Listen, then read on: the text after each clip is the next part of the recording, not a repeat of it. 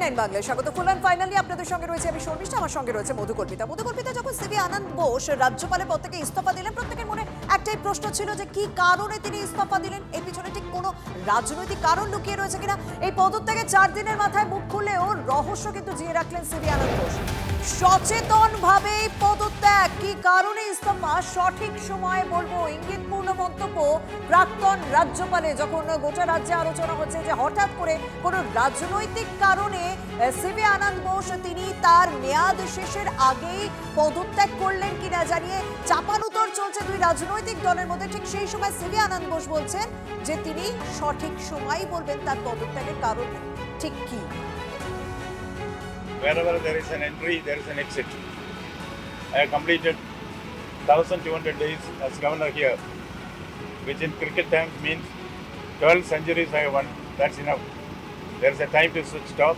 I thought this is the right time for me to go to the exit. There is no action, there is no reaction. I resign from here, not in Delhi. I have taken a conscious decision to resign. The reasons for this will remain confidential till the right time comes.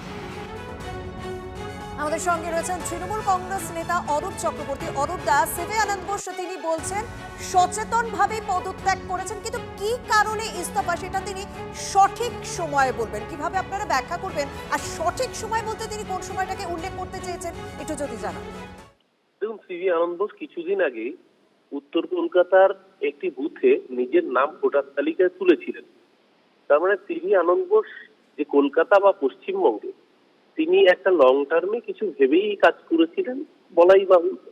তাহলে তিনি হঠাৎ করে এবার পদত্যাগ করলেন কেন? নাকি তাকে পদত্যাগ করতে বাধ্য করা হলো?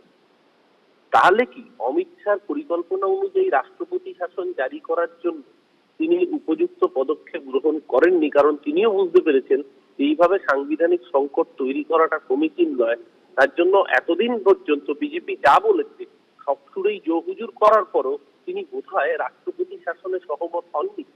তিনি বোধহয় রাজ্য জুড়ে একটা এনার্কি তৈরিতে সহমত হননি বলেই কি তাকে এই নির্বাচনে পাঠানো হলো? প্রশ্ন উঠছে। কারণ এর আগেও জগদীপ ধনকর যখন রাজ্যপাল ছিলেন তিনি একাধিক প্রশ্নে আমাদের রাজ্যের মানুষের সাথে সংঘাতে জড়িয়েছিলেন, সরকারের সাথে সংঘাতে জড়িয়েছিলেন। তার পরিণতি তো সুখকর হয়নি। আমরা দেখেছিলাম জগদীপ ধনকরকে কিভাবে কার্যত উপরাষ্ট্রপতির জায়গা থেকে মানে উইদিন আ ফোর্টনাইট নোটিশ সরিয়ে দেওয়া হয়েছিল তার নিজের জায়গা থেকে। আগামী দিন যারাই বিজেপির জুতোয় পা গলাবেন তাদের এটা মাথায় রাখা উচিত, পরিণতি যেন ধনকর বা সিভি আনন্দ বোস না হতে হয়। ধন্যবাদ। নভেম্বর 2023-এ রাজ্যপাল হিসেবে তিনি দায়িত্ব গ্রহণ করেছিলেন। তার 5 বছর মেয়াদে থাকার কথা, কিন্তু দেখলাম যে 40 মাসের মাথায় তিনি পদত্যাগ করলেন। ঠিক কি কারণে পদত্যাগ করলেন? স্বাভাবিকভাবে এই প্রশ্ন উঠতে শুরু করে দিয়েছিল। আর ঠিক 4 দিন পর যখন তিনি মুখ খুললেন সিভি আনন্দ বোস প্রাক্তন রাজ্যপাল, তিনি বলছেন যে সঠিক সময়ে তিনি কারণটা জানাবেন। কি বলেছেন আরো একবার আপনাদের শোনাবো। Wherever there is an entry, there is an exit. I have completed 1200 days as governor here, which in cricket terms means 12 centuries I have won. That's enough. There is a time to stop. I thought this is the right time for me to go to the exit. There is no action, there is no reaction. I resign from here, not in Delhi. I have taken a conscious decision to resign. The reasons for this will remain confidential till the right time comes. যদিও তৃণমূল কংগ্রেস প্রথম থেকেই একটা এই বিষয়টাকে বলেছেন যে রাজনৈতিক স্বার্থেই পদত্যাগ করানো হয়েছে, কোথাও চাপ দিয়ে পদত্যাগ করানো হয়েছে। কিছুক্ষণ আগে অরূপ চক্রবর্তী তিনি এই কথাটা বলেন, এবং যেদিন এই সিদ্ধান্তর কথা জানান সিভি আনন্দ বোস সেদিনই কিন্তু মুখ্যমন্ত্রী মমতা বন্দ্যোপাধ্যায় তিনি নিজে সমাজ মাধ্যমে পোস্ট করেছিলেন এবং তিনি বলেছিলেন সিভি আনন্দ বোসের এই সিদ্ধান্তে তিনি হতবাক, তিনি স্তম্ভিত, এবং আর.এন. রবি তিনি পরবর্তী রাজ্যপাল হিসেবে দায়িত্ব নিতে চলেছেন এই রাজ্যের। সেটা পিছনে কি কোনো রাজনৈতিক কারণ রয়েছে? কারণ কেন্দ্রীয় স্বরাষ্ট্রমন্ত্রী তার সঙ্গে আলোচনা না করে নতুন রাজ্যপাল নিয়োগ করেছে বলে সমাজ মাধ্যমে অভিযোগ করেছিলেন এই রাজ্যের মুখ্যমন্ত্রী মমতা বন্দ্যোপাধ্যায়। আর পদত্যাগের 4 দিন মাথায় সিভি আনন্দ বোস তিনি কিন্তু ওই বিতর্কটা জিইয়েই রাখলেন। তিনি বলছেন সঠিক সময় জানাবেন তার পদত্যাগের কারণ কি? আমাদের সঙ্গে রয়েছেন বিজেপি বিধায়ক শঙ্কর ঘোষ। শঙ্কর বাবু, সিভি আনন্দ বোস তিনি বলছে কিনা সঠিক সময় কারণ জানাবেন, কিন্তু তৃণমূল কিন্তু অভিযোগ করতে চাচ্ছে না যে তাকে জোর করেই, তাকে চাপ দিয়েই পদত্যাগ করানো হয়েছে। কিভাবে দেখবেন? দেখুন, এটা না তৃণমূল কংগ্রেস না ভারতীয় জনতা পার্টি বা রাজ্য রাজনৈতিক দলের এই নিয়ে কোনো মন্তব্য করা প্রয়োজন আছে। প্রথমত উনি পদত্যাগ করেছেন, পদত্যাগ পত্র জমা নিয়েছেন রাষ্ট্রপতি, অনুমোদন করেছেন রাষ্ট্রপতি।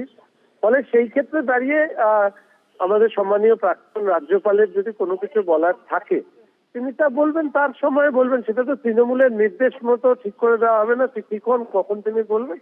আর তিনি যখন বলবেন তখন নিশ্চিতভাবে এই বিষয়ে কোনো কিছু বলার থাকলে সেই সময় বলা যাবে। এই মুহূর্তে কোনো প্রতিক্রিয়া দেওয়ার বিষয় নেই। ধন্যবাদ।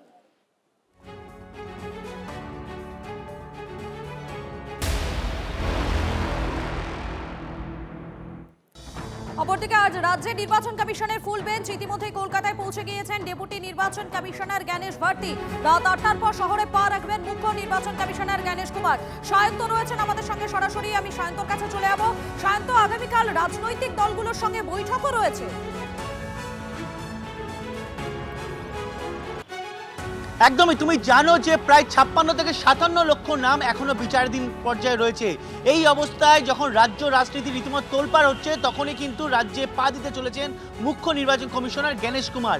ইতিমধ্যে সকালে ডেপুটি কমিশনার জ্ঞানেশ ভারতী চলে এসেছেন এবং আগামীকাল সবকটি রাজনৈতিক দলের সঙ্গে তার কিন্তু বৈঠক করার কথা রয়েছে, অর্থাৎ মুখ্য নির্বাচন কমিশনারের। সব মিলিয়ে যে নির্বাচন কমিশনারের সামনে এই বৈঠক যে উত্তপ্ত হবে তা কিন্তু নিঃসন্দেহে মনে করছে রাজনৈতিক মহল। কারণ নামবাদ একই সঙ্গে একাধিকভাবে নির্বাচন কমিশনের বিরুদ্ধে একাধিক অভিযোগ তুলেছে রাজ্য শাসক দল তৃণমূল কংগ্রেস। এমনকি ধর্ণা দিচ্ছেন খোদ তৃণমূল সুপ্রিমো তথা মুখ্যমন্ত্রী মমতা বন্দ্যোপাধ্যায়। আর যখন এই নির্বাচন কমিশনার পা রাখছেন কলকাতায়, তখন কিন্তু এই ধর্ণা চলছে। স্বাভাবিকভাবে নির্বাচন কমিশনের বিরুদ্ধে ক্ষোভ এবং নির্বাচন কমিশনের সঙ্গে যখন তৃণমূল কংগ্রেস বা সবকটি রাজনৈতিক দল বৈঠকে বসতে চলেছে, সেখানে কিন্তু প্রতিটি বিষয় তোলা হবে, বিশেষ করে বিচারাধীন।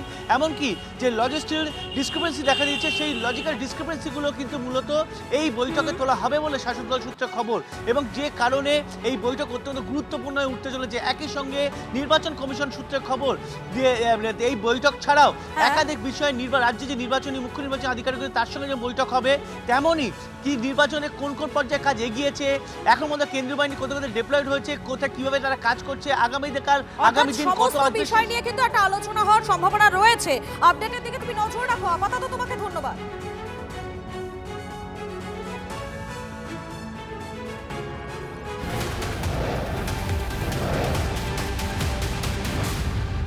অর্থাৎ নির্বাচন কমিশনের ফুল বেঞ্চ আসার আগেই না কলকাতায় হোর্ডিং বিতর্ক। হোর্ডিং এ জ্ঞানেশ কুমারের মুখে আঘাত করছেন মুষ্টিবদ্ধ হাত, হাতের উপর লেখা বাঘিনী। লেখা রয়েছে, আমার ভুল হয়েছে, ক্ষমা করে দিন ম্যাডাম।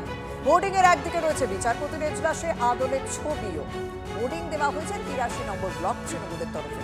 এই হোর্ডিংকে হাতিয়ার করে সুর চড়িয়েছে বিজেপিও। এই হোর্ডিং এ প্রমাণ করে রাজ্য সরকার এবং তৃণমূল রাষ্ট্র ও সংবিধানের বিরুদ্ধে যুদ্ধ ঘোষণা করেছে। মন্তব্য বিজেপি নেতা সজল ঘোষের। এদের অবস্থা চেচেস্কুর থেকে খারাপ হবে। এদের অবস্থা যত স্বৈরাচারী শাসক পৃথিবীতে ছিল তাদের যা হয়েছে তার থেকে খারাপ হবে। এই কাউন্সিলরগুলো এরা নিজেদেরকে কি ভাবছে? মানুষের সাথে যোগাযোগ নেই, শুধু পয়সা তোলা ছাড়া যাদের কোনো কাজ নেই, তারা মমতাকে সন্তুষ্ট করছে। এটা দিয়ে ইমিডিয়েট এদের বিরুদ্ধে অ্যাকশন নেওয়া উচিত। আমি বিশ্বাস করি মমতা নিজে এখন রাষ্ট্রপতি শাসন চাইছে। উনি যাতে সমাজকে বলতে পারেন, বাংলার মানুষকে বলতে পারেন রাষ্ট্রপতি শাসন হয়েছিল বলে আমি হেরেছি। মমতা হারবেন হারবেন হারবেন। ঘুগনিকন্যা আছেন, আর অগ্নিকন্যায় যেতে পারবেন না। এটা বাংলা মায়ের হাত। বাংলা মা মানেরা, মা বোনেরা, তারা গণতন্ত্র যে বিজেপি যে বাংলা বিরোধী এবং নির্বাচন কমিশন যে বাংলা বিরোধী, তার বিরুদ্ধে বাংলার মা তার গলা টিপে ধরেছে।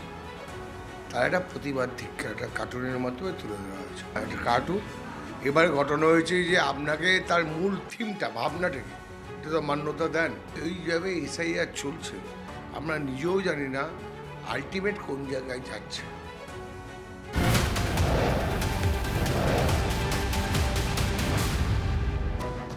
পশ্চিম এশিয়ায় যুদ্ধ, আর সেই যুদ্ধের মধ্যে সিলিন্ডার পিছু রান্নার গ্যাসের দাম বেড়েছে 60 টাকা। ধর্মতলায় ধর্ণা মঞ্চে প্রতীকী প্রতিবাদ মুখ্যমন্ত্রী মমতা বন্দ্যোপাধ্যায়ের। আপনাদেরকে দেখাচ্ছি সেই ছবি, দেখতে পাচ্ছেন আপনারা। মমতা বন্দ্যোপাধ্যায় তিনি প্রতীকী প্রতিবাদ করছেন, আপনাদেরকে দেখাচ্ছি সেই ছবি। দেখতেই পাচ্ছেন আপনারা ধর্মতলার যে ধর্ণা মঞ্চ, সেই ধর্ণা মঞ্চে প্রতীকী প্রতিবাদ মুখ্যমন্ত্রী মমতা বন্দ্যোপাধ্যায়ের। সিলিন্ডার পিছু গ্যাসের দাম বেড়েছে 60 টাকা। ধর্মতলার ধর্ণা মঞ্চে তারই প্রতিবাদে প্রতীকী প্রতিবাদ মুখ্যমন্ত্রী মমতা বন্দ্যোপাধ্যায়।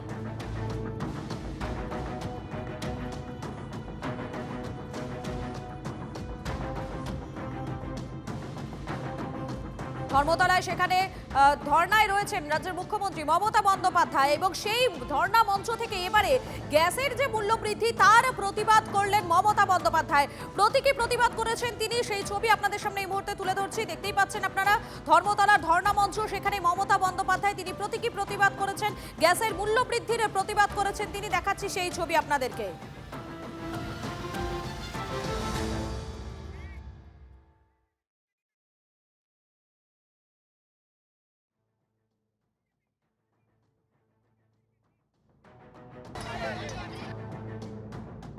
এরা গ্যাসের দাম হট করে 60 টাকা বাড়িয়ে দিয়েছে, এবং যেটা কালকে দেখলাম সেটা হচ্ছে 15 দিন বাদে আপনি গ্যাস চাইতে পারবেন।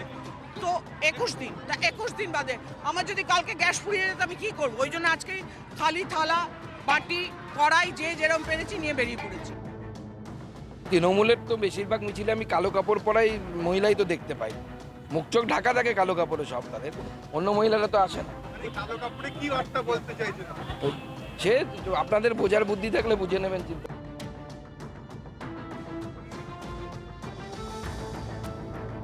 গ্যাসের মূল্য বৃদ্ধি, আন্তর্জাতিক নারী দিবসের দিন রাস্তায় নেমে প্রতিবাদে চুঁচুড়া পুরসভার 15 নম্বর ওয়ার্ডের মহিলারা। রাস্তায় সিলিন্ডার রেখে পাশে কাঠ কয়লার উনুন জেলে চলল প্রতিবাদ। কোনো দলীয় পতাকা না থাকলেও প্রতিবাদে নেতৃত্ব দিতে দেখা যায় তৃণমূলের মহিলা নেতৃত্বদের। উপস্থিত ছিলেন 15 নম্বর ওয়ার্ডের তৃণমূল কাউন্সিলর এবং হুগলি জেলা পরিষদের সদস্য মৌসুমী ঘোষ। আন্তর্জাতিক নারী দিবস, আর সেই দিনে আজকে মহিলারা রাস্তায়। এর একটাই কারণ হচ্ছে আমাদের কেন্দ্রীয় সরকার, মোদিবাবু, বিজেপি শাসিত কেন্দ্রীয় সরকার। কারণ তারা, আমরা হঠাৎ দেখছি গ্যাসের দাম, পেট্রোল ডিজেলের দামও বাড়বে, গ্যাসের দামটা বেড়ে গেল। একদিকে যেরকম আমাদের দিদি মমতা বন্দ্যোপাধ্যায় প্রত্যেকটা মহিলার জন্য, মহিলাকে এগিয়ে নিয়ে যাওয়ার জন্য তাদের হাতে যেরকম লক্ষ্মীর ভান্ডার দিয়ে তাদের উন্নততর জীবনের দিকে এগিয়ে নিয়ে যাচ্ছেন, সেই দিকে আমরা দেখছি কি মোদিবাবু আমাদের পিছিয়ে নিয়ে যাওয়ার ব্যবস্থা করছেন গ্যাসের দাম বাড়িয়ে। দেখছেন উনুন জ্বালিয়ে, আমরা কাঠ কয়লা দিয়ে উনুন জ্বালিয়ে, উঠে দিয়ে উনুন জ্বালিয়ে আমরা আজকে প্রতিবাদ জানাচ্ছি। আজ এই আন্তর্জাতিক নারী দিবসে আমাদের নারীদের উপর এই অত্যাচার শুরু করেছে কেন্দ্রীয় সরকার। আমার এটাকে অত্যাচার বলেই মনে হচ্ছে। 1 লাখে প্রচুর বাড়িয়ে দিচ্ছে, তারপরে উনি নাম কেনার জন্য সামান্য কিছু টাকা কমিয়ে দিচ্ছে। এই তো আমরা গ্যাসের দাম কমিয়ে দিয়েছি, আমরা পেট্রোলের দাম কমিয়ে দিয়েছি। এটা হচ্ছে ওদের চালাকি বুদ্ধি, আর কিছু।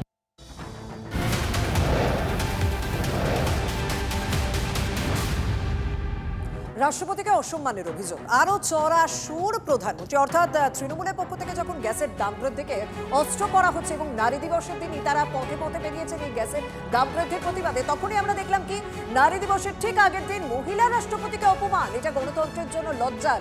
মনে তৃণমূল সরকারকে চড়া সুরে আক্রমণ করেছেন প্রধানমন্ত্রী নরেন্দ্র মোদী। অর্থাৎ ভোটের সময় যত এগিয়ে আসে ততই কিন্তু রাজনৈতিক অস্ত্রগুলো পাল্টে যাচ্ছে, একে অপরের বিরুদ্ধে চড়া সুর বজায় রাখছে।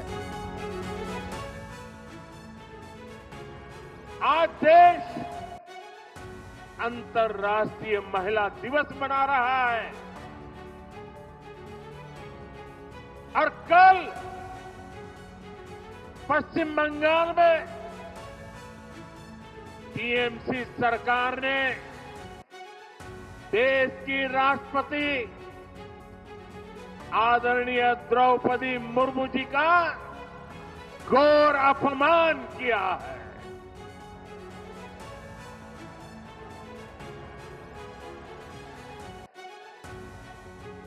द्रौपदी मुर्मू जी संथाल आदिवासी परंपरा के बहुत बड़े उत्सव में शामिल होने के लिए बंगाल गई थी, लेकिन राष्ट्रपति जी और उस कार्यक्रम का, आदिवासियों के उस महत्वपूर्ण कार्यक्रम का, आदिवासियों का गौरव करने के बजाय टीएमसी ने आदिवासियों के संथाल लोगों के ये अत्यंत पवित्र और महत्वपूर्ण कार्यक्रम का बहिष्कार किया और राष्ट्रपति का बहिष्कार किया। वो स्वयं आदिवासी समाज से आती है। संथाल आदिवासी समाज के विकास के लिए उन्होंने चिंता की है। टीएमसी सरकार ने उस कार्यक्रम को बद इंतजामी के हवाले कर दिया। साथियों, ये राष्ट्रपति जी के अपमान के साथ साथ देश के संविधान का भी अपमान है, देश के संविधान के स्पिरिट का भी अपमान है, लोकतंत्र की महान परंपरा का भी अपमान है। जिन्होंने जीवन के संघर्ष से तपकर ऊंचाइयां हासिल की हैं, ऐसी हर बहन बेटी, ये उसका भी अपमान है।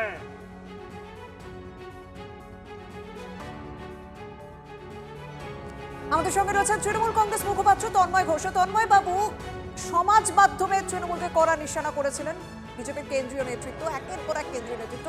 প্রধানমন্ত্রী শুরুটা করেছিলেন, আজ কিন্তু তিনি সেই বক্তব্যেও ওই একই বিষয় বলেন। নারী দিবসের আগের দিন মহিলা রাষ্ট্রপতিকে অপমান, এটা গণতন্ত্রের জন্য লজ্জা। হ্যাঁ, উনি ঠিকই বলেছেন, নিজের কথাটাই বলেছেন। উনি মহিলার রাষ্ট্রপতিকে অপমান করেছিলেন যখন নতুন পার্লামেন্ট বিল্ডিং এর শুভ সূচনা হয়, তখন তাকে আমন্ত্রণ না জানিয়ে। সেটা ছিল সংসদীয় গণতন্ত্রের কালো দিন। সুতরাং উনি এগুলো করেছেন, সেগুলো এখন মানুষকে বোঝানোর চেষ্টা করছেন। বাংলার নির্বাচনের আগে এই যে মহামান্য রাষ্ট্রপতির আসনের যে গরিমা, সেই গরিমা উনি নষ্ট করছেন, কারণ তাকে রাজনৈতিকভাবে ব্যবহার করছেন। দুর্ভাগ্যজনক এবং অভূতপূর্ব। ভারতের স্বাধীনতা পরবর্তী সময়ে কখনো এরকম দেখা যায়নি যে এই আসনটাকে শেষে রাজনৈতিকভাবে একটা নির্বাচন জেতার জন্য ব্যবহার করা হবে। অত্যন্ত দুঃখজনক। শুধুমাত্র রাষ্ট্রপতিকে অপমান নয়, সংবিধানেরও অপমান। সংক্ষেপে এই বিষয়টাকে কিভাবে ব্যাখ্যা করবেন আপনারা? সংবিধানের অপমান যেটা উনি বলছেন, উনি সংবিধান মানে, বিজেপি সরকার সংবিধান মানে, যদি মানতেন তাহলে মণিপুরে 2000-এর বেশি মানুষ, এবং তারা ঘটনাচক্রে আদিবাসী, 2000-এর বেশি মানুষ আক্রান্ত এবং নিহত হওয়ার পরেও একটা শব্দও বলেননি। উনি সারা দেশ ভ্রমণ, মানে সারা পৃথিবী ভ্রমণ করে বেরিয়েছেন, মণিপুরে যাওয়ার সময় পাননি। সেটা গণতন্ত্রের অপমান ছিল না? সেগুলো ওনাকে, ওনার সামনে আয়নাটা একবার ধরলেই উনি বুঝতে পারবেন কে অপমান করে সংবিধান। বেশ, ধন্যবাদ। আমরা কথা বললাম তৃণমূল কংগ্রেসের মুখপাত্র তন্ময় ঘোষের সঙ্গে। আমাদের সঙ্গে রয়েছেন আমাদের অ্যাসিস্ট্যান্ট এডিটর তন্ময় প্রামাণিক। তন্ময়, আমরা জানি যে আমাদের দেশের ভোটের একটা বিরাট অংশ, ভোটারদের বিরাট অংশ মহিলা, মানে তারাই কোথাও একটা নির্ণায়কের ভূমিকা নেয় আমাদের রাজ্যে তো বিশেষ করে। এবং আমাদের রাজ্যের শাসক দলের যদি জয়ের মূল ভিত্তি হিসেবে দেখা হয়, রাজনৈতিক বিশ্লেষকরা বলেন যে মহিলা ভোটাররা। আর ঠিক ভোটের আগে, নারী দিবসের আগের দিন, দুটি নারী সম্পর্কিত ইস্যুকে একেবারে অস্ত্র করা রাজনৈতিক। কারণ তৃণমূল কংগ্রেসের পক্ষ থেকে নারী দিবসের দিন গ্যাসের দাম বৃদ্ধি, প্রতীকী প্রতিবাদ চলছে। অন্যদিকে বিজেপির পক্ষ থেকে, বিজেপির কেন্দ্রীয় নেতৃত্ব এবং প্রধানমন্ত্রী নরেন্দ্র মোদী বারবার কিন্তু তিনি এই বিষয়টাকেই হাইলাইট করছেন যে নারী দিবসের আগের দিন মহিলা রাষ্ট্রপতিকে অসম্মান, অপমান, সংবিধানকে অসম্মান। কিভাবে ব্যাখ্যা করবে তুমি? অনেকগুলো রাজনৈতিক অঙ্ক রয়েছে। এই যে পাল্টাপাল্টি একটা অভিযোগ চলছে কেন্দ্র এবং রাজ্যের মধ্যে, বিজেপি এবং তৃণমূলের মধ্যে, রাষ্ট্রপতি এবং প্রশাসনের, রাজ্য প্রশাসনের মধ্যে অনেকগুলো অঙ্ক। এই কারণে আজকে নারী দিবস, তৃণমূল কংগ্রেস বড় মিছিল করে, সেখানে আজকে হাতাখুন্তি নিয়ে মিছিল চলছে। মুখ্যমন্ত্রী ধর্নায় রয়েছেন বা তৃণমূল নেত্রী ধর্নায় রয়েছেন ধর্মতলায়। সেখানে তারা বারবার যেটা বলছেন যে অপমান তারা করেননি, আর উল্টো দিকে কেন্দ্র থেকেও সেই রিপোর্ট চেয়ে পাঠানো হয়েছে। এর মাঝখানে তুমি যদি দেখো জঙ্গলমহলে যেখানে আদিবাসীদের বসবাস রয়েছে সেখানে কিন্তু তৃণমূল সেইভাবে 2011 সাল থেকে এখন পর্যন্ত দাঁত ফোটাতে পারেনি। যেখানে একসময় মাওবাদীরা তাদের সংগঠনে বিস্তার করেছিল, সেটা পুরুলিয়া, বাঁকুড়ার একটা বড় অংশ, পশ্চিম বর্ধমানের কিছুটা অংশ, বর্ধমানের কিছুটা অংশ, হুগলির একটা অংশ, পশ্চিম মেদিনীপুর, ঝাড়গ্রাম, এই যে জঙ্গলমহল বলে যেখানটা পরিচিত ছিল আদিবাসী অধ্যুষিত, সেখানে আদিবাসীদের সংখ্যাটা অনেকটা বেশি, সেখানেও কিন্তু তৃণমূল এখনো পর্যন্ত ঠিকভাবে সেই ভোটে দাঁত ফোটাতে পারেনি, যেটা কলকাতা, দক্ষিণবঙ্গ বা মধ্যবঙ্গে তৃণমূলের একচ্ছত্র আধিপত্য রয়েছে। ফলে দ্রৌপদী মুর্মু, বাম নেতা এবং আইনজীবী বিকাশ রঞ্জন ভট্টাচার্য এই মুহূর্তে আমাদের সঙ্গে রয়েছেন। বিকাশবাবু, প্রধানমন্ত্রী নরেন্দ্র মোদী তিনি বলছেন যে নারী দিবসের আগের দিন মহিলা রাষ্ট্রপতিকে যেভাবে অপমান করা হয়েছে তা গণতন্ত্রের জন্য লজ্জার, সংবিধানকে অসম্মান। কিভাবে দেখবেন আপনি বিষয়টিকে? দেখুন, একটু হয়তো বিস্তৃত বলতে হবে। আমরা লক্ষ্য করছি সাম্প্রতিককালে বিগত 10-12 বছর ধরে যে সাংবিধানিক পদে যারা আছেন তারা সাংবিধানিক পদের মর্যাদা অনুযায়ী কাজ করেন না, সাংবিধানিক নৈতিকতা মূল্যবোধ অনুযায়ী কাজ করেন না, এবং তারা একেবারে নিছক কোনো পাড়ার ক্লাবের একজন মাথা সেইভাবে কাজ করেন। তার অব্যর্থ পরিণতি আমরা দেখলাম যে রাষ্ট্রপতি একটি রাজ্যে আসছেন, তিনি কোনো ব্যক্তিগত অনুষ্ঠানে আসছেন বা কোনো সরকারি অনুষ্ঠানে আসছেন, এটা কখনো বিবেচ্য নয়। রাষ্ট্রপতি মানে রাষ্ট্রপতি, সবটাই সরকারি ব্যবস্থাপনা হওয়া উচিত। তিনি এলেন একটা সম্মান, পদের প্রতি সম্মান, ব্যক্তির প্রতি না, পদের প্রতি সম্মান জানিয়ে রাজ্যের যারা সাংবিধানিক পদে আছেন তাদের একটা নৈতিক দায় ছিল ব্যবস্থা নেওয়ার। ব্যবস্থা না নেওয়ার পক্ষে কোনো যুক্তি নেই, সেটা অপযুক্তি। পাশাপাশি এটাও আমি অত্যন্ত ব্যথা পেলাম ভারতবর্ষের একজন নাগরিক হিসেবে, যে সাংবিধানিক প্রধান রাষ্ট্রপতি তিনি জনসভায় দাঁড়িয়ে ছিচকাদুনি গাইলেন একটি রাজ্য সরকারের বিরুদ্ধে। তার তো বলা উচিত ছিল অফিসিয়ালি। এরা কেউই কিন্তু সাংবিধানিক পদের মর্যাদা সম্পন্ন কাজ করছেন না, যেটা ভারতবর্ষে বর্তমান সময়ে গণতন্ত্রের পক্ষে একটা বিপজ্জনক প্রবণতা। এখান থেকেই অযৌক্তিক চিন্তা ভাবনা এবং স্বৈরতন্ত্রের জন্ম নেয়। বেশ, অনেক ধন্যবাদ। আমরা কথা বললাম সিপিএম সাংসদ আইনজীবী বিকাশ রঞ্জন ভট্টাচার্যের সঙ্গে। তখন তুমি যে বিষয়টি ব্যাখ্যা করছিলে, নারী দিবসটা একটা কোথাও তো রাজনৈতিক অস্ত্র করা হয়েছে এবং কোথাও সত্যি আদিবাসী সমাজকেও লক্ষ্য রেখে দুই রাজনৈতিক দলের কোথাও একটা অন্যরকম বিষয় বা অন্যরকম ইস্যু হতে চলেছে ভোটের ঠিক আগে। দেখো, বিকাশ রঞ্জন ভট্টাচার্যের কথা থেকে আসছে রাষ্ট্রপতি রাষ্ট্রপতি যিনি আসছেন তিনি ব্যক্তিগত কাজে, কোনো ক্লাবের কাজে, কোনো প্রতিষ্ঠান, কোনো শিক্ষা প্রতিষ্ঠান, কোনো সংগঠন যেতেই আসেন না কেন, তিনি রাষ্ট্রপতি আসছেন রাজ্যে। সেখানে প্রোটোকল রয়েছে, নির্দিষ্টভাবে একদম ছাপানো প্রোটোকল রয়েছে, সরকারি নিয়ম, কেন্দ্রীয় সরকারি গেজেটে রয়েছে, সেটা রাজ্য সরকার মানেনি। রাষ্ট্রপতির অপমান হয়েছে, এই সুযোগ কি করে দেওয়া হলো কোনো যুক্তি দিয়ে? কারণ তুমি দেখো, মহিলাদের ভোট এবং মুসলিম ভোট এই দুটোই নাকি একেবারে জয়ের ভিত্তি করে দেয় তৃণমূলকে, এমনটা বলেন তৃণমূলের নেতা নেত্রীরা, এমনটা বলেন বিরোধীরা। সেখানে ভাতা ঘোষণা হয়েছে সেই লক্ষ্মীর ভাণ্ডারকে কেন্দ্র করে কিছুদিন আগেই। ফলে ভোট যে মহিলা সেটার দিকে নজর রয়েছে, অন্যদিকে আদিবাসী ভোট। বিজেপি কিন্তু এই জায়গাটা একদম স্ট্রিক্টলি একটা জায়গায় ধরে রয়েছে যে বিজেপি ভোটটা কিভাবে, সেটা উড়িষ্যা হোক, ঝাড়খণ্ড হোক, মধ্যপ্রদেশ হোক, ছত্তিশগড় হোক, সেখানে আদিবাসী ভোটটা টার্গেট। এখানেও কিন্তু দ্রৌপদী মুর্মুকে সামনে রেখে মোদী আজকে যেটা আবার বললেন, সেই আদিবাসী মানুষদের মধ্যেও এই বিষয়টা তারা জাগানোর চেষ্টা করছে। এই রাজ্য সরকার তাদের উন্নয়ন করবে না এবং সম্মানও দেবে না। অনেক ধন্যবাদ। কংগ্রেস নেতা, প্রদেশ কংগ্রেস নেতা অধীর চৌধুরীর সঙ্গে আমরা কথা বলেছিলাম, তিনি কি প্রতিক্রিয়া দিয়েছেন একবার শুনবো। রাষ্ট্রপতি একটা দেশের সর্বোচ্চ পদের অধিকারী, সে এসছে, তার জন্য যা নিয়ম কানুন আছে সেগুলো মানলেই হয়ে যায়। এখন বাংলার মুখ্যমন্ত্রী কিছু মানবে না সেটা আলাদা কথা, এগুলো কত অবদ্ধতা। বাংলার মুখ্যমন্ত্রী অবদ্ধতা করতে পরিপক্ক এবং তিনি অবদ্ধতা শিখিয়েছেন। তার তরফ থেকে অভিযোগ এটা পাওয়াটাও তো আমাদের জন্য একটা লজ্জার বলে মনে করি। কতগুলো জিনিসকে এড়িয়ে যাওয়া যায়, পশ্চিমবঙ্গের মুখ্যমন্ত্রী সেটাকে বিতর্কের মধ্যে নিয়ে আসতে ভালোবাসেন। নির্বাচনের আগে তিনি এই বিতর্কগুলো আরো বাড়াবেন।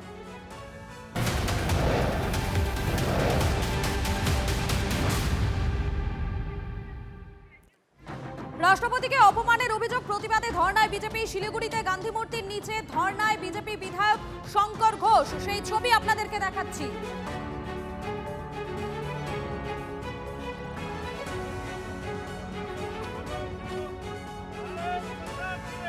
প্রসেনজিৎ রয়েছেন আমাদের সঙ্গে, সরাসরি প্রসেনজিতের কাছে চলে যাবো। প্রসেনজিৎ, এই মুহূর্তে সেখানে কি ছবি ধরা পড়ছে? শঙ্কর ঘোষ তিনি কি বলছেন, তার কি বক্তব্য?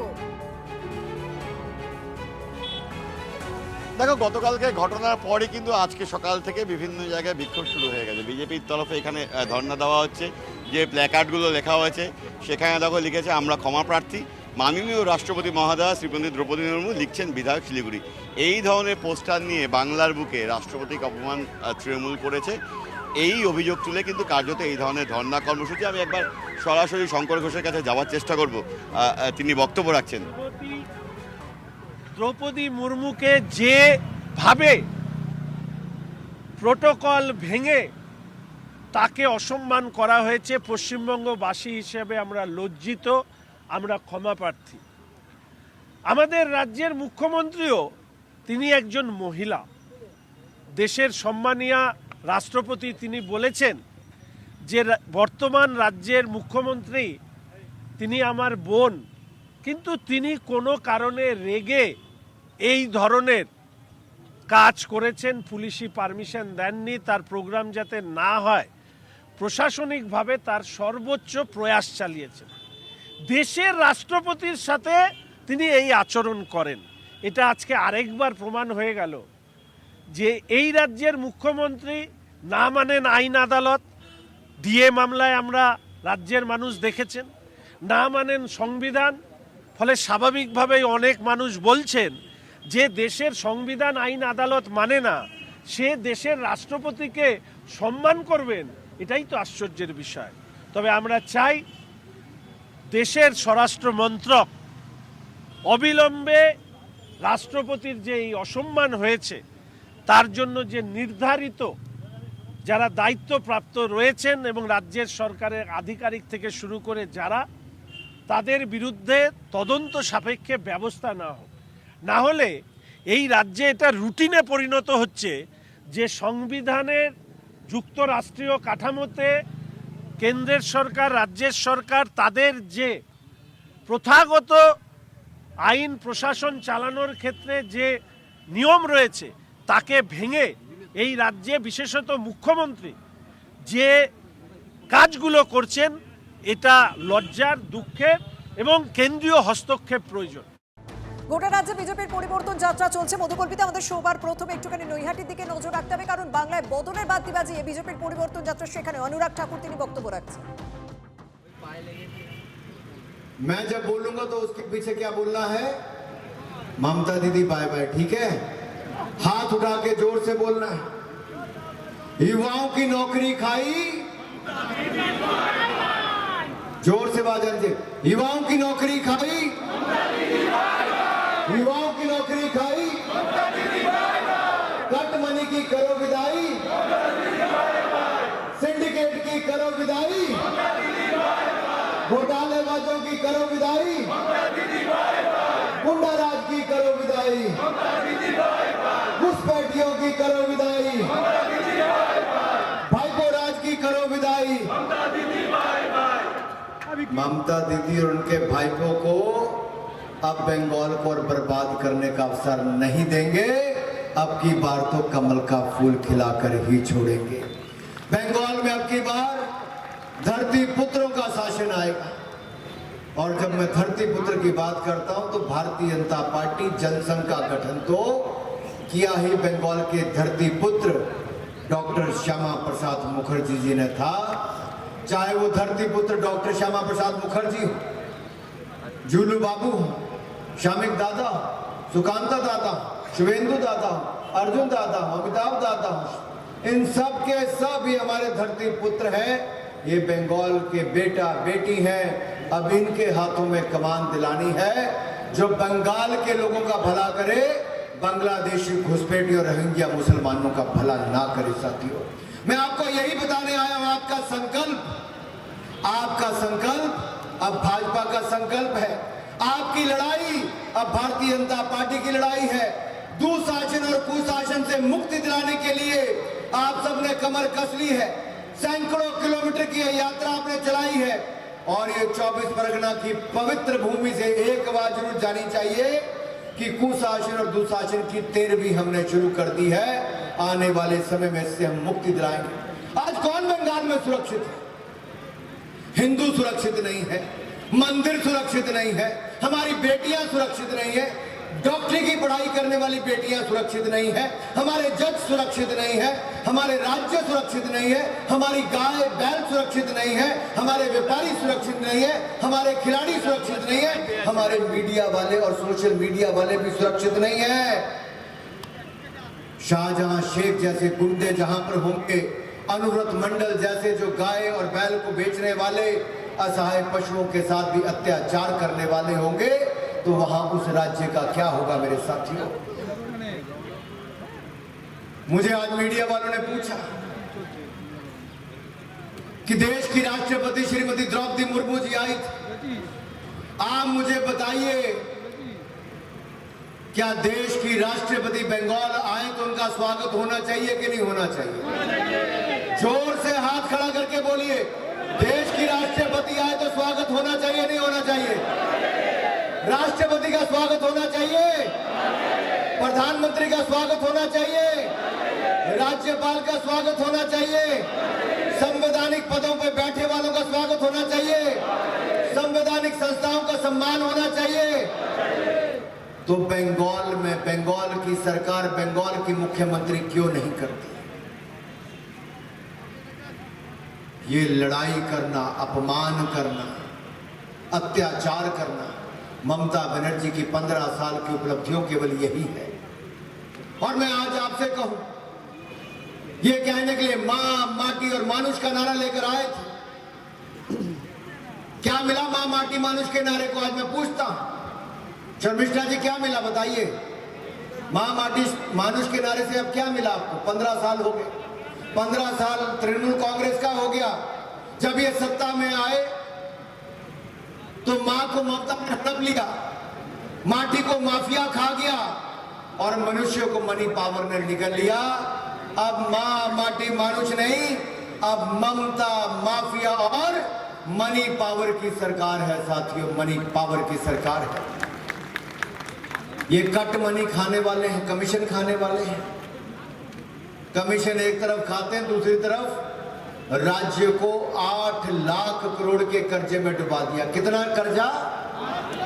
जोर से बोलो, कितना कर्जा? अगर मैं बांग्ला में कहूं तो है 8 लाख कोटी टकार कर्ज आछे, 8 लाख कोटी टका। आज पश्चिम बंगाल का जो पूरे साल की कमाई है उसका 42% पैसा केवल कर्जे का ब्याज निकालने में चले जाता है, केवल ब्याज निकालने में। आपका जो नया बच्चा पैदा होता है उसके सिर पे 81,000 रुपए का कर्जा चढ़ा होता है, 81,000 रुपए का। और कहीं 5 साल तृणमूल कांग्रेस की और सरकार आ गई तो 1.25 लाख रुपए का कर्जा चढ़ जाएगा बंगाल के हर व्यक्ति के ऊपर। आप और कर्जा बढ़ाना चाहते हो बंगाल का? बंगाल को और खत्म कराना चाहते हो? बंगाल के लोगों को बेरोजगार बनाना चाहते हो? घुसपैठियों को सुरक्षा दिलाना चाहते हो? मौलवियों को पैसा दिलाना चाहते हो? साथियों, अगर इन सब से बचना है और बचाना है, और जिस सरकार के 1 नहीं, 2 नहीं, 3 नहीं, 1 दर्जन यानी कि 12 के लगभग मंत्री सांसद जेल गए हो भ्रष्टाचार के मामले में, क्या वैसी भ्रष्ट सरकार तृणमूल की बनाना चाहते हो?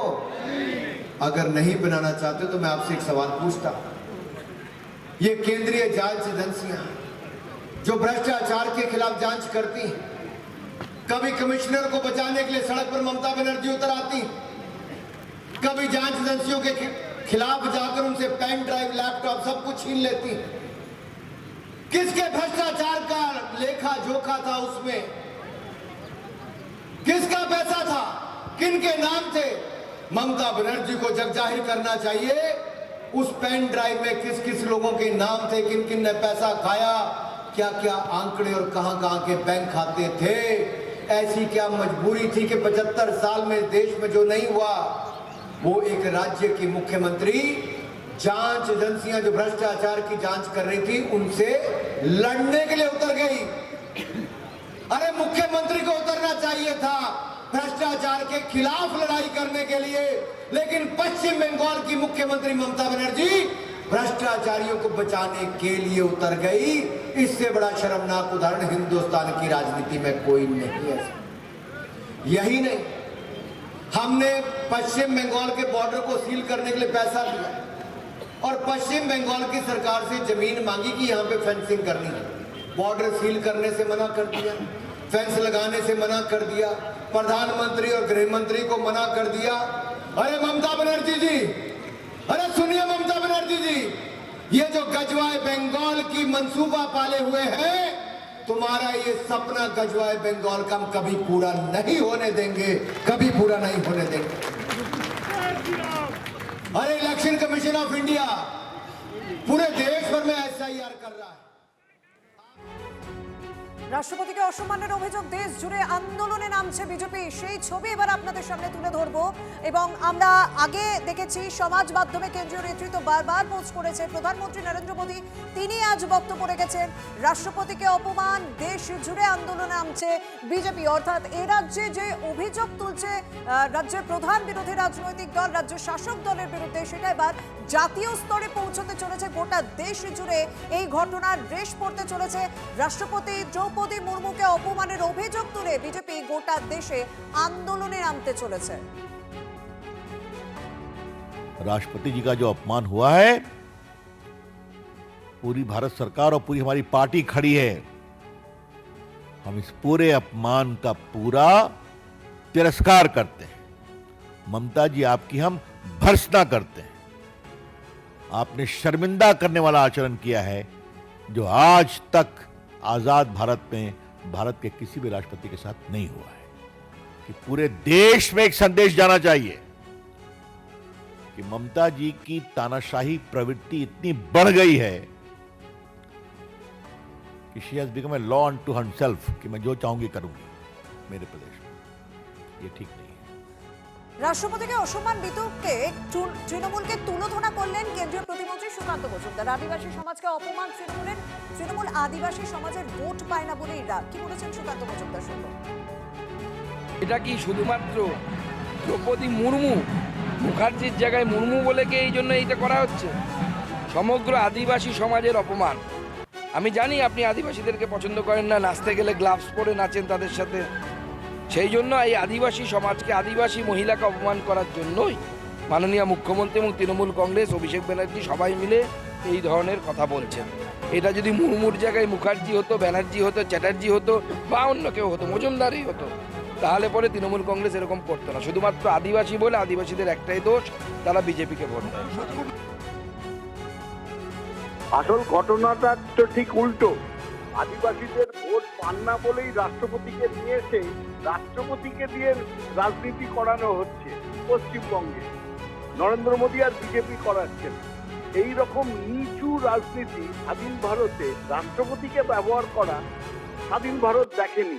আর এই রাষ্ট্রপতি আদিবাসীদের জন্য এত কথা বলছেন সুকান্ত মজুমদার। মণিপুরে যখন আদিবাসীদের উলঙ্গ করে রাস্তায় হাঁটানো হলো, তখন তাদের ব্যথা বেদনা কোথায় ছিল? আদিবাসীদের উপর সব থেকে বেশি আক্রমণ হয় বিজেপি শাসিত রাজ্যগুলিতে। আর আদিবাসীদের জন্য কিছু করেছে কি করেনি, আদিবাসীদের ভোট তৃণমূল পায় কি পায় না, সেটা তো প্রমাণ হয়ে যাবে সামনের নির্বাচনে। আপনাদের রাষ্ট্রপতিকে আনতে হলো কেন? আর শুধু সাঁওতালদের আপনি আদিবাসী মনে করেন?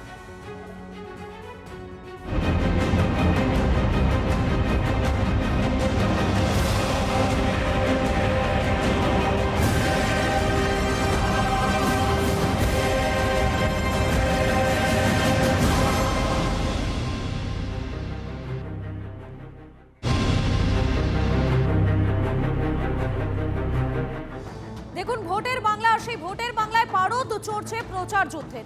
রায়দিঘিতে অমিত শাহের পাল্টা সভা অভিষেকের। 2রা মার্চ রায়দিঘিতে সভা করেন কেন্দ্রীয় স্বরাষ্ট্রমন্ত্রী এবং শাহের আক্রমণের জবাব দিতেই পাল্টা সভা তৃণমূল সভাপতি শুভেন্দু হালদার রয়েছেন আমাদের প্রতিনিধি। সরাসরি চলে যাবো শুভেন্দু। ভোটের পারদ চড়ছে সেটা তো বোঝাই যাচ্ছে, এবং এই সভাকে কেন্দ্র করে কতটা প্রস্তুতি পর্ব এই মুহূর্তে রয়েছে সেখানে? বেলা 2টো নাগাদ অভিষেক বন্দ্যোপাধ্যায় সভাতে আসার কথা ছিল, কিন্তু দফায় দফায় বৃষ্টি শুরু হয়েছে মথুরাপুরে। কিন্তু এখনো পর্যন্ত সুন্দরবন সাংগঠনিক জেলার প্রত্যেকটি বিধানসভার বিধায়ক, ব্লক নেতা এবং জেলা নেতা তারা কিন্তু এই মুহূর্তে মঞ্চে উপস্থিত হয়ে গেছেন। এখানে 3টি হ্যাঙ্গার টাঙানো হয়েছে এবং 3টি মঞ্চ তৈরি করা হয়েছে, সেখানেও কিন্তু নেতৃত্বরা চলে এসছেন। তোমাকে জানিয়ে রাখবো, প্রত্যেকটি বিধানসভা থেকে প্রায় 20,000 করে মানুষ এই সভাতে নিয়ে আসা হচ্ছে। এছাড়াও ধর্মন্ডার বা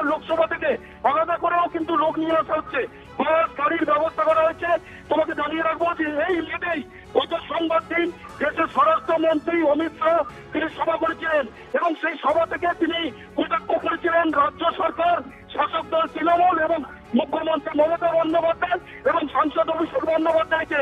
এবং আজকের যেহেতু পয়সা সভা অভিষেক বন্দ্যোপাধ্যায় এবং সেই অমিত শাহের যে কটাক্ষ, আজ তিনি ঠিক কি বার্তা দেন, কি বলেন তিনি, সেদিকে নজর থাকবে। ধন্যবাদ তোমাকে।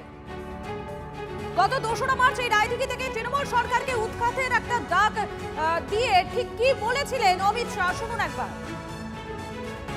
अगर तृणमूल कांग्रेस को वोट देने की गलती की तो यहाँ पर भाईपो का शासन होगा, ममता दीदी का शासन नहीं होगा।